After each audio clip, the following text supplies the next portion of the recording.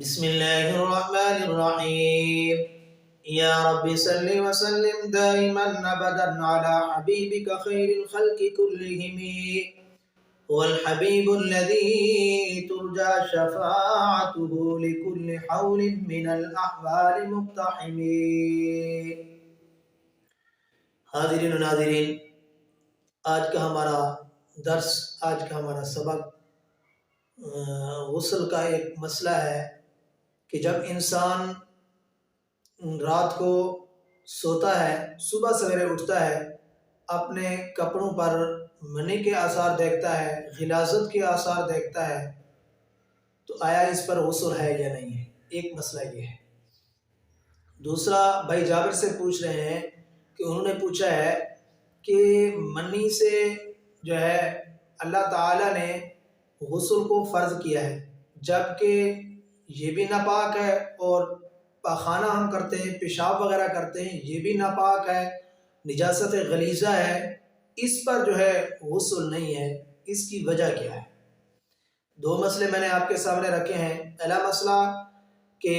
اگر آپ اپنے جسم پر، پہلے سنت طریقہ تو یہ ہے کہ آپ جب شام کو رات کو سوئیں تو آپ رات والے جو ہے اپنے نماز والے کپڑے جو آپ دن کو پہنتے ہیں وہ آپ اتار لیں، دوسرے کپڑے جو ہے رات والے پہنا کریں، چادر یا دوسری جو ہے کپڑے پرانے وہ آپ پہن کر سویا کریں، یہ سنت ہے۔ صبح کو آپ کپڑے تبدیل کر لیں، یہ ہمارے نبی علیہ الصلوۃ والسلام کا طریقہ ہے۔ اور دوسری بات یہ ہے کہ اگر آپ اپنے جسم پر جو ہے منی کے داغ دیکھتے ہیں تو آپ کو یاد نہیں ہے احترام، اور تو پھر اس صورت میں اگر آپ کو بالکل یاد نہیں ہے اور تھوڑا بہت آپ آثار دیکھتے ہیں تو اگر وہ ہیں بالکل منی کے آثار، تو اس صورت میں آپ جو ہے بہتر یہ ہے کہ آپ غسل کر لیں۔ آپ کے کپڑوں پر لگے ہوئے ہیں وہ کپڑے جو ہے آپ کو کپڑوں پر منی کے آثار نظر آ رہے ہیں، ظاہری نشانات نظر آ رہے ہیں، تو اس صورت میں آپ پر غسل ہوگا۔ اگر آپ کو یہ یقین ہے کہ مجھے احترام ہوا ہی نہیں ہے اور نہ مجھے یاد ہے، تو پھر تو ہے وہ آپ کی طبیعت پر ہے۔ اگر ایک بندہ بالکل مریض ہے اور اسے پتہ بھی نہیں چلتا، اسے احترام ہو جاتا ہے، اس کی طبیعت ایسی بن چکی ہے، تو اس صورت میں اس کو چاہیے پھر بھی غسل کر لے، بہتر ہے پاک صاف رہنا۔ اور اگر جو ہے اس کو یہ پتہ ہے کہ مجھے جب احترام ہوتا ہے تو میری طبیعت ایسے نہیں ہوتی، اس طرح کے داغ جو ہے وہ نہیں ہوتے، یہ جو تھوڑے بہت نظر آ رہے ہیں، تو پھر یہ مزی کے ہوں گے۔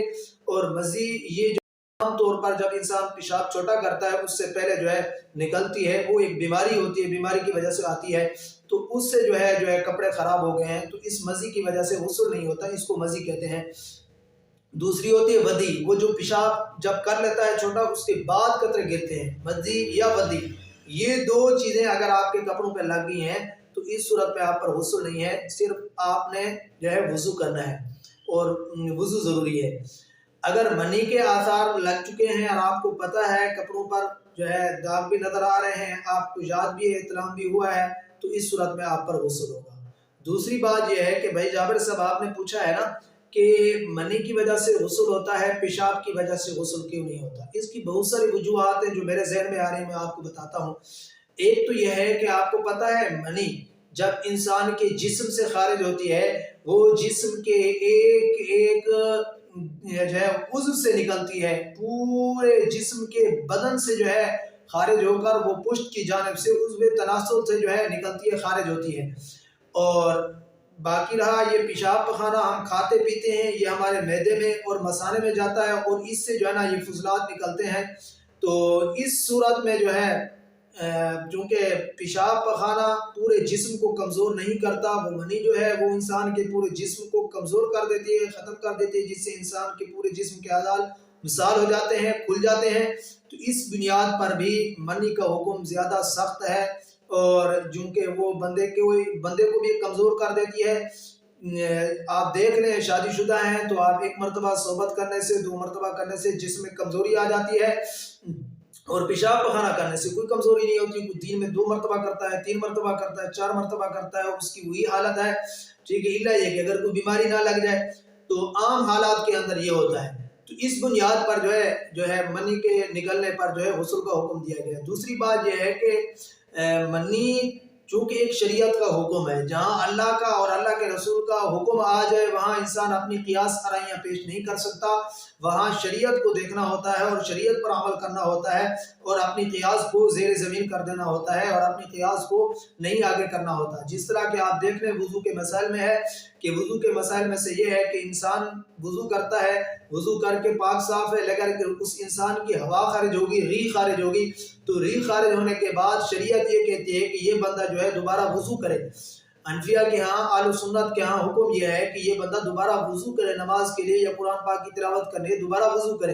اور وضو کرنے کے لیے اس کو استنجے کی ضرورت نہیں ہے، یہ ہاتھ دھو، یعنی کہ جو وضو کے اعضاء ہیں ان کو دھو لے، بس اس کا یہ وضو ہو گیا ہے، کافی ہو چکا ہے۔ اب دوبارہ عقل کا تقاضا تو یہ تھا کہ چونکہ ہوا خارج ہوئی ہے اور جہاں سے خارج ہوئی اس کو دھونا ضروری ہے، یعنی اس مخرج کو دھونا ضروری ہے، اس جگہ کو دھونا ضروری ہے، لیکن یہاں پر مسئلہ یہ ہے کہ اس جگہ کو نہیں دھونا بلکہ وضو کے اعضاء کو دھونا ہے۔ اسی طرح یہاں اگر منی نکلی ہے تو منی پر بھی اللہ تعالیٰ اور اللہ کے رسول کا حکم ہے کہ اس صورت میں غسل کرنا ہے، تو ہم اس صورت میں اس لیے غسل کرتے ہیں اور غسل کا حکم دیتے ہیں۔ تیسری وجہ یہ تھی کہ منی کے اندر غسل ہے اور پیشاب اور پخانے کے اندر غسل کیوں نہیں ہے؟